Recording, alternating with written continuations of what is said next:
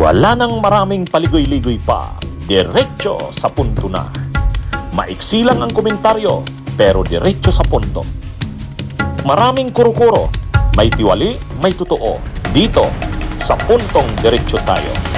Punto Diretso.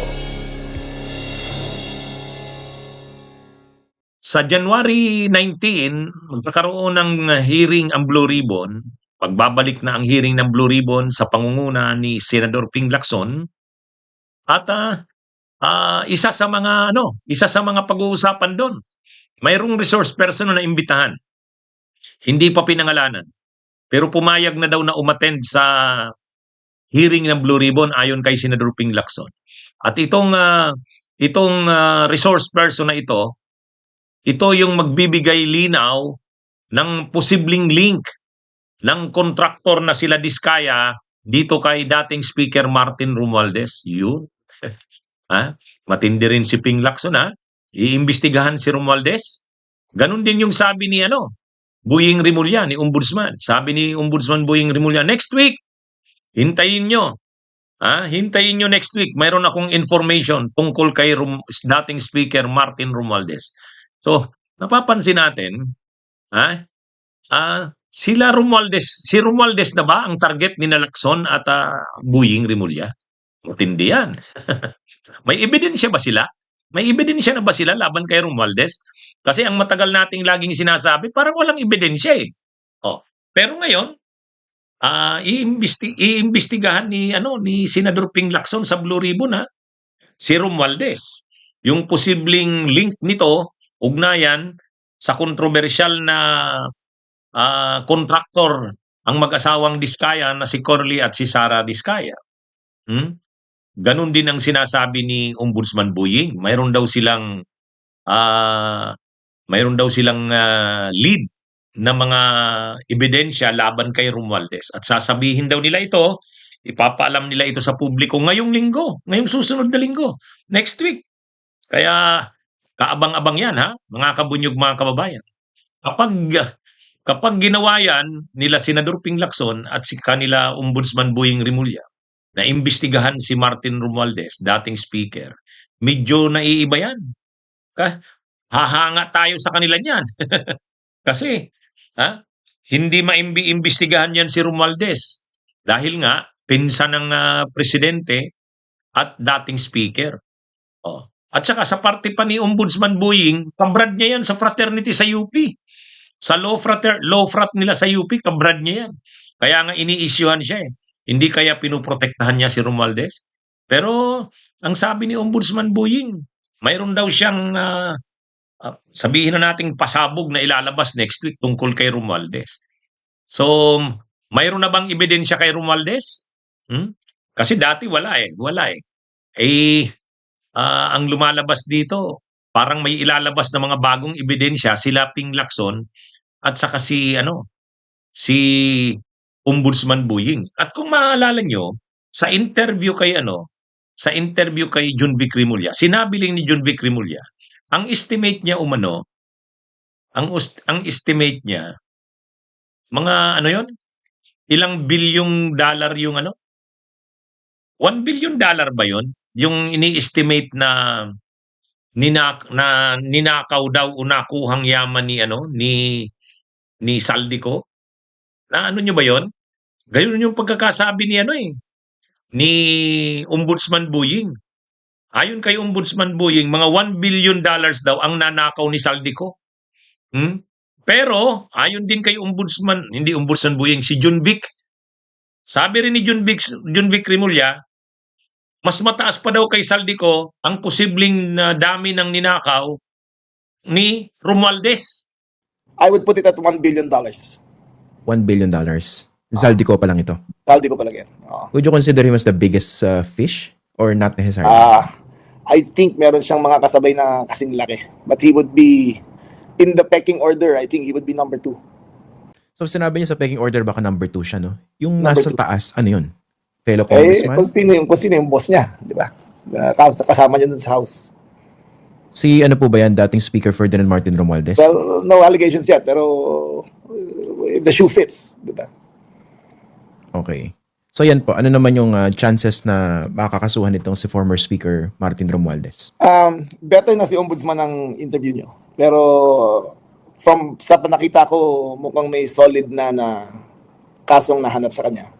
It's not the entirety na kasi ang expectations tao billions ang ang kakasuhan sa kanya. But para sa amin, one case of graft is enough to put him in jail, and from there you can dig in deeper. Yeah. Mahirap kasi malunod lahat sabay-sabay, hindi mo mamumuya eh. So dapat kahit maliit lang makuha mo muna siya. Tapos yung iba madali na pagkatapos. Parang yung magkapatid na Rimulya. Parang si Romualdez na ang pinoproyekto ngayon ha? Pero kapag seryoso diyan yung magkapatid na Rimulya, si Junvic at si Boying, at talagang napalabas nila ang mga ebidensya laban kay Romualdez at nakasuhan si Romualdez, ay grabe. Lalakas diyan ang posibleng kandidatura ni Junvic Rimulya sa 2028. Ha? Kasi wala naman talagang nakukuha pang ebidensya laban kay Martin Romualdez. Pero ngayon, may mga sinasabi si Junvic, may mga sinasabi si Boying, may mga sinasabi si Lacson. Ano yan? Kung ang makakaproduce mismo ng mga ebidensya laban kay Martin Romualdez ay mga tao ng administrasyon, ibang klase yan. Medyo bibili ba natin dyan na seryoso talaga ang administrasyon kapag kaganon? Kasi yung mga nasa oposisyon tulad nila Marcoleta, nila Amy Marcos, sila Ruben Padilla, sila Bato de la Rosa, sila Bongo, sila Chis Escudero, Joel Villanueva. Paulit-ulit lang naman ang tira nila kay Romualdez. Wala namang linalabas na ebidensya. ang galing lang magsabi na mastermind si Romualdez, hindi naman naglalabas ng ebidensya. Ngayon mukhang ang porsigido ng habulin kumbaga imbestigahan si Romualdez, sila Lacson saka si Boying Rimulya, si Junvic Rimulya. Pagkaganyan, mga identified sa administrasyon yan. Ibig sabihin, hahayaan talaga ng administrasyon na imbestigahan si Romualdez. Pagkaganyan, ibig sabihin, seryoso niya ng administrasyon na wala talagang pinipili, walang tinatakpan. Kaya, ano ito mga kabunyog, mga kababayan? Medyo naiiba tong development na ito. Target na ba ni Boying, Junvic at Lacson si Romualdez? Talaga bang seryoso sila diyan na iimbestigahan na nila ito? May ebidensya ba sila? Kasi wala namang napoproduce ng ebidensya yung oposisyon. So sila pala ngayon ang makakaproduce ng ebidensya, administrasyon. Seryoso ba yan? Kung seryoso yan, magaling yan. Magaling yan. Ibig sabihin, pinapakita lang niya na walang pinoprotektahan.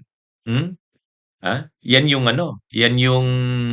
ganun ba talaga ang marching order sa kanila ng presidente?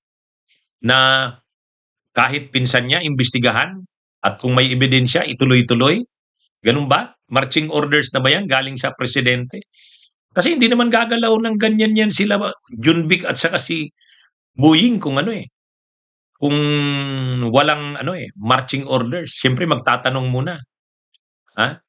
Mr. President, iimbestigahan namin to. Mayroon kaming lead. Mayroon kaming na ganito. Tuloy-tuloy ba namin to? Ano yan? Hindi naman yan gagawin nila Ombudsman Boying sa kanila Junvic kung walang go signal. Ano yan? Pero ewan natin, hindi natin alam ano bang plano nila. Ano bang plano nila? Tayo naman, nagre-react lang tayo, nagbibigay lang tayo ng reaction opinion based sa mga balita. Ano ba talagang ano bang plano diyan? Tutuluyan ba? Target na ba nila si Romualdez? May ebidensya na ba dito? Okay, malalaman natin 'yan.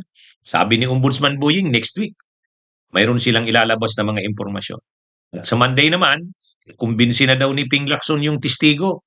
Pwedeng ito raw yung mag-ugnay kay Diskaya, kay Martin Romualdez. Abangan natin. Kaabang-abang yan mga mga sinasabi nila. Ayan, mga kabunyog, mga kabayan, ang masasabi natin dyan.